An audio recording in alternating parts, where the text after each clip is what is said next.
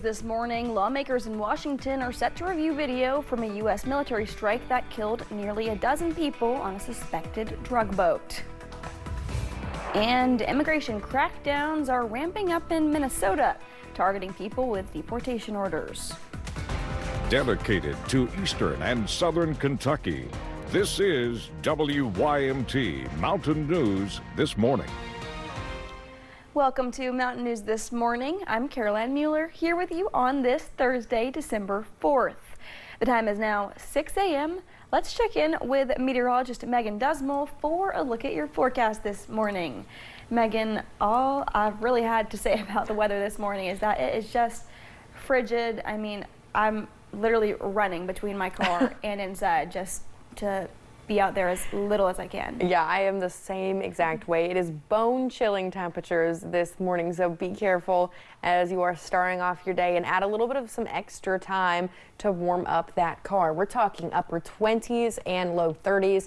Freezing mark is 32 degrees, and we are either at or below for the entirety of the region. So again, it is freezing this morning. This afternoon, we will warm up into a mixture of the mid to upper 30s for our northern counties and the upper 30s and low 40s for more of our southern counties. All in all, again, cold day all day long. Wear those coats as long as you can. We head into the satellite and radar, and as you can see, it's a cloudy start to your day. We'll see clouds all throughout the day.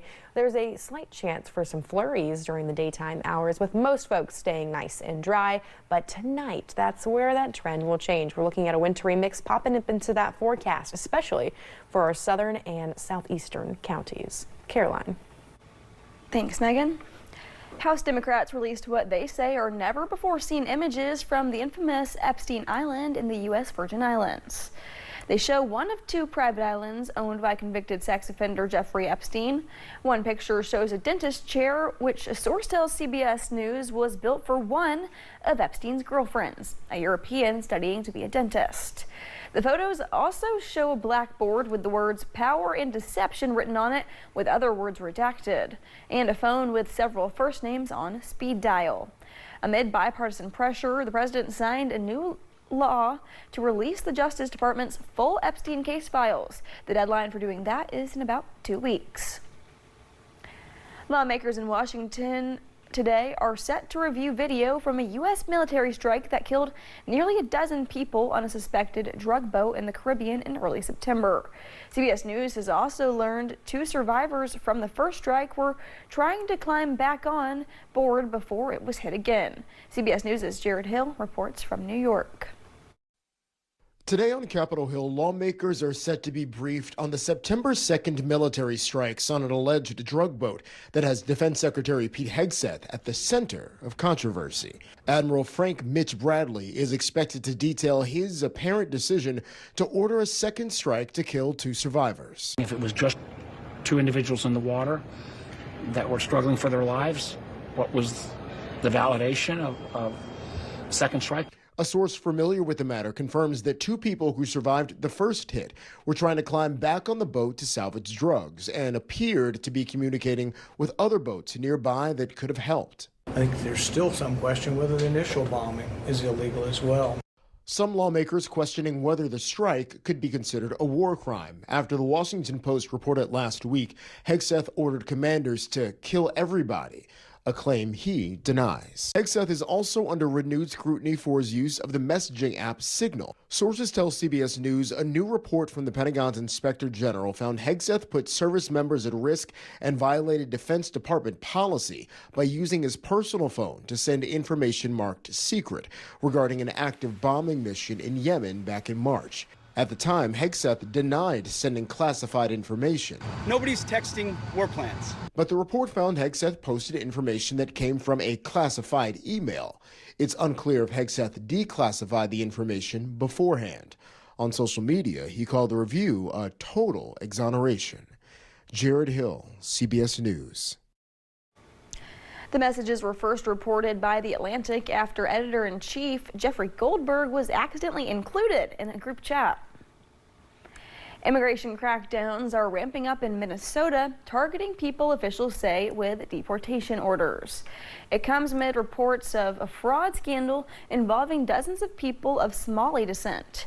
In the past 3 years, 87 people have been charged, 61 convicted, after $1 billion was siphoned from multiple federal programs during the COVID pandemic.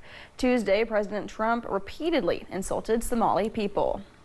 I don't want them in our country, I'll be honest with you. What we're scared of is ICE going out on the streets, hunting anyone that looks like me. HHS Secretary Kristi Noem says half the visas in Minnesota are fraudulent, though she has not provided evidence. The Supreme Court heard a street preacher's case on Wednesday that claims one city's law is violating his religious speech rights. Our Washington correspondent Stetson Miller has more from the court. Before the nation's highest court on Wednesday, a street preacher's legal team argued that he should be able to challenge a local city law even after being convicted. They claim his case is about religious speech rights, but the city says it's not about that at all. At the center of arguments on Wednesday before the nation's highest court was this man, Gabriel Olivier, an evangelist and street preacher. He got here after being arrested for demonstrating outside an amphitheater in Brandon, Mississippi. He goes to public spaces and he tries to preach his gospel, preach his message. There was a conflict over where was he allowed to do that. Olivier was arrested after breaking a city ordinance that restricted where he could protest. The law was created after the city said him and his group shouted insults and caused disturbances outside the amphitheater. Olivier then sued, claiming the law violates his First Amendment rights to share his faith. But the question before the Supreme Court isn't about free speech and is instead about existing precedent that bars people convicted of crimes from filing lawsuits to challenge laws. The court should confirm that the federal courthouse doors remain open to persons like Olivier, whose rights have already been infringed. The city's lawyer argues a ruling against it could undermine prior convictions and said Olivier currently has other ways to challenge the law. Although petitioner claims in this case that the courthouse doors are closed, that argument ignores the countless doors petitioner chose not to enter.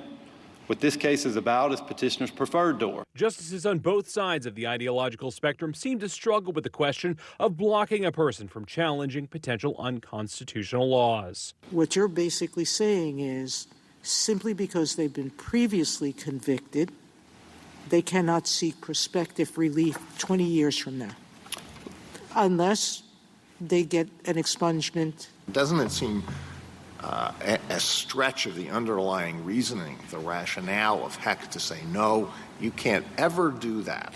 You're forever barred from engaging in what you think is protected First Amendment activity. In Washington, I'm Stetson Miller. And the Supreme Court is expected to make a decision in that case in the spring. There's a new push on Capitol Hill to end dual citizenship. Ohio Senator Bernie Monero has introduced a bill banning U.S. citizens from holding citizenship from other countries. If passed, the Exclusive Citizenship Act would require all current dual citizens to choose within 1 year which citizenship they want to hold, and those who fail to pick would voluntarily relinquish U.S. citizenship. The bill is waiting to be picked up by a Senate committee. Another Democrat is entering next year's U.S. Senate race in Kentucky. Charles Booker of Louisville is running for U.S. Senate for a third time. In 2020, he lost the Democratic nomination to Amy McGrath, who's also running again next year. In 2022, he challenged Senator Rand Paul. Members of Congress, the Marines, and Disney teamed up on Capitol Hill last night to help provide a little holiday cheer to children in need. They held a drive supporting Toys for Tots. Part of Disney's Holiday Magic Tour, the company donating 5,500 toys to children in need across the greater Washington, D.C. area. Members of Congress and their staffs also pitched in, bringing toys to the event. You know, if we all woke up every day and tried to be kind and tried to help someone who needed a little help and not make life about ourselves, number one, it gives you a good feeling. It fills your personal bucket inside, but I believe it helps you be a better member of Congress in my role, so I'm going to do everything I can. A retired Marine Lieutenant General Bergman says Toys for Tots has a special place in his heart thanks to its long partnership with the Marines. And we're starting to see a little bit of some flurry activity for your Thursday morning. All in all, though, it will be a relatively cold and dry day during the daytime hours, that is. We will see a change in that forecast heading overnight with a wintry mix chance returning. That will continue into your Friday morning. Here's a look at those temperatures, though. Upper 20s for most of the region, and high temperatures for the day will be in a mixture of the mid to upper 30s for our far northern counties and the upper 30s and low 40s for our southern counties, with highs for the day around that 3 o'clock time frame. Cloudy skies for most of the day. Caroline. Thank you, Megan, and thank you for getting your day started with us here on Mountain News this morning. Still to come, Kentucky lawmakers are planning for new budget discussions and a multitude of bills expected to be discussed. We'll break those down for you.